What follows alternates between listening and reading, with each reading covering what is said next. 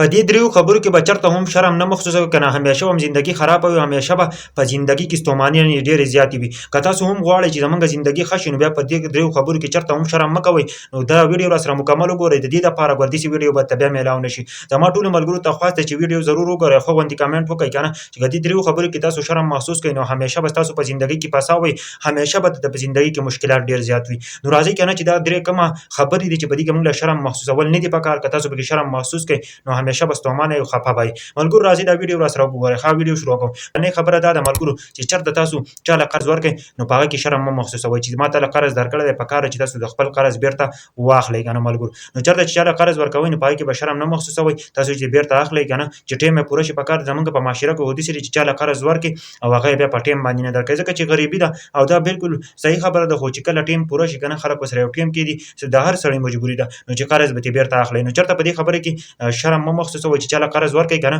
نو پکار ده چې تاسو ترې بیا واخلئ شرم په دې خبره کې چېرته هم نه محسوس کوئ چې ما ورله قرض ورکړی دی او زه ورته اوس نشم ویلی چې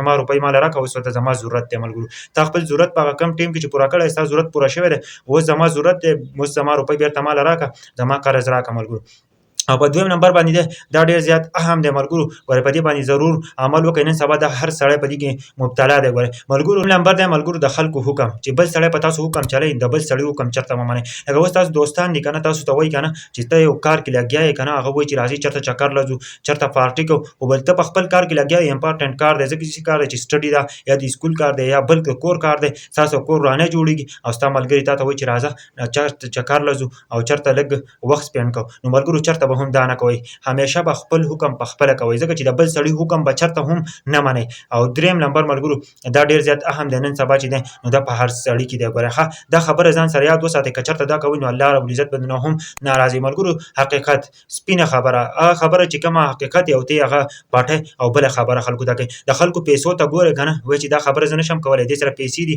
او دا به څه کړي زما سره تعلق ختم کړي چې کومه حقیقت خبره ده سپینه خبره ده نو هغه بالکل د خلکو په مخ کې کوه په دې کې به شرم نه محسوسوئ په دې نه الله هم خفه کېږي ځکه چې حقیقت ته پټ کړې که نه نو الله را به څه جواب ورکړي نو په دې دریو خبرو باندې پښتنو ضرور عمل وکړئ نو ستاسو زندګي به ډېر زیات ښه وي که تاسو چېرته په دې باندې عمل ونه کړئ ستاسو به همیشه ستومانه وي همیشه به خفه وي ګورئ ښه دا درې هغه خبرې دي که نن سبا دا په هر سړي کې موجود دي او ګورئ هر سړی تاسو ته به نه وایي ښه د ویډیو دې لپاره شیر کړئ که نه چې د نورو پښتنو ته هم پته ولګي زموږ اصل مقصد دا دی چې تاسو